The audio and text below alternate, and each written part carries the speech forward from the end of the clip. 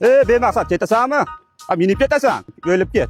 Men kiraga chiqqan kunim odamlar uydan chiqmaydi, onasi mensin. Odam kirani yorib kreditlardan qutulib olsin-da. Ha, yo'q. Tog'a, men hech qachon ko'rmaganman kimdir kiraga chiqib, kreditlarni yopib yuborganini. Sendan chaqirmay so'radimmi? Men o'zim gaplashyapman. Tavba qildim men. Bilganingizni qilmaysizmi? Anjon ketamiz mana. Bitta bilan yuraman, Anjon. Ha, ikkita bilan yursan ham xotining yasaydi-da. Bitta bilan yurib turaver. Sizdan so'radim men ham. Ketdik mana. Aka ketasizmi? Keling.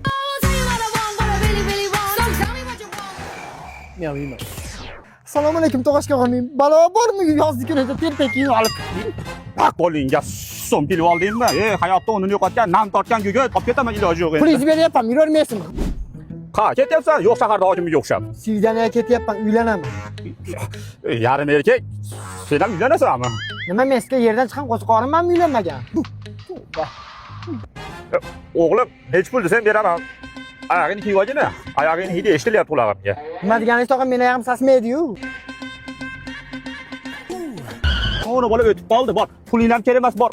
Kimda kelsang yetar, bor. Tushib ket onangni emgirdi bolasi. Tog'a, umuman tushunmagan odam ekansiz. Onangni emgiray.